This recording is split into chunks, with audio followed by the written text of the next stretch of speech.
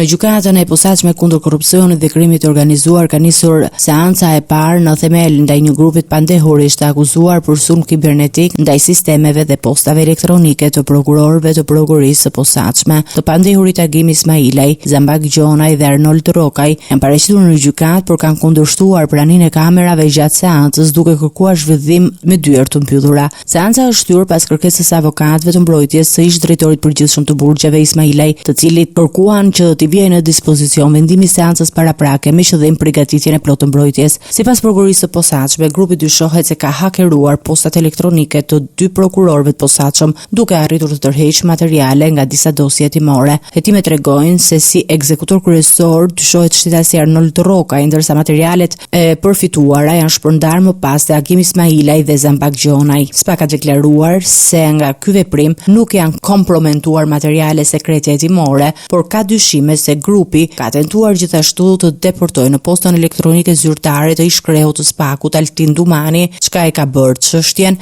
edhe më të ndjeshme në aspektin e sigurisë institucionale.